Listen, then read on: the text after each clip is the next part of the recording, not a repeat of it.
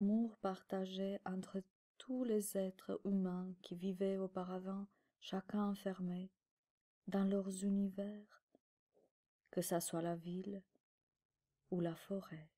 Timothée avait confiance en la vie. Il était convaincu que les choses allaient s'arranger d'elles-mêmes. Il se laissait porter par les événements et il était persuadé que l'univers nous aide à atteindre nos objectifs. Il pensait qu'il suffisait de tendre la main pour choisir une solution parmi toutes les possibilités. Il se dit que la vie est merveilleuse et pleine de bonnes surprises et attendait avec impatience de voir ce qu'elle avait à lui réserver. Tous les soirs, avant de se coucher, il imaginait ce qui pourrait bien se passer le lendemain.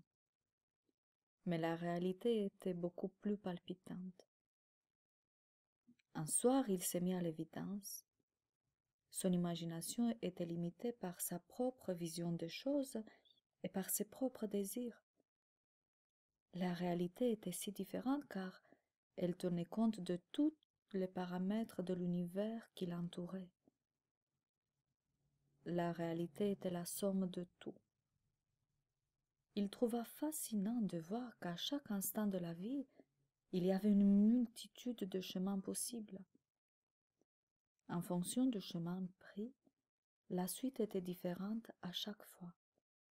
C'était fascinant de réaliser qu'à chaque pas, il y avait une infinité de possibilités. Il se demanda comment on pouvait savoir si on était sur la bonne route. Alors, une belle image lui vint devant les yeux comme pour répondre à sa question. Dans la forêt, une multitude de chemins s'ouvrait à lui. D'un côté, la forêt était dense et sombre. De l'autre côté, la forêt était plus claire, plus lumineuse. Et il aperçut une clairière remplie de jolies fleurs multicolores. Instinctivement, il fut attiré par le chemin qui mène à cette clairière remplie de fleurs de toute beauté. Son cœur était rempli de joie également. Cette belle image lui permit de comprendre que le bon chemin est celui qui remplit de joie, celui qui entoure de beauté. Il vit plein d'autres chemins qui menaient au même endroit. Il se dit que, une fois que la bonne direction est choisie, tous les chemins mènent au même endroit, à la clairière. Cette révélation l'empêcha de fermer l'œil de la nuit. Cela voulait dire que l'abeille rebelle n'était pas la seule solution à leurs problèmes, qu'il y avait une multitude de possibilités pour arriver à vaincre Pollutionus. Giampelus s'était arrêté à cette solution qu'il croyait unique. Mais elle n'était pas unique, elle faisait partie d'un ensemble de possibilités. Il réalisa pourquoi Giampelus n'avait pas réussi à libérer les pouvoirs des humains. Il avait choisi un chemin et il s'était arrêté en route à cause d'un détail qui paraissait infranchissable. Il s'était lui-même barré le chemin car il avait oublié de regarder autour toutes les autres possibilités.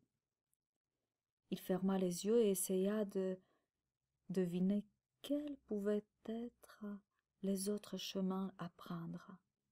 D'un coup, une abondance d'idées fit son apparition dans son esprit. Il trouva ce jeu formidable, enrichissant, éclaircissant, et s'endormit comme un bébé, heureux d'avoir eu toutes ses réponses. Au petit matin, il raconta au sage sa révélation. Ce dernier proposa à chacun d'apporter une solution afin de décider de la direction à prendre.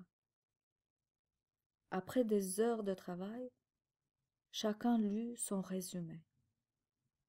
Il y avait 3 directions possibles. Laquelle choisir?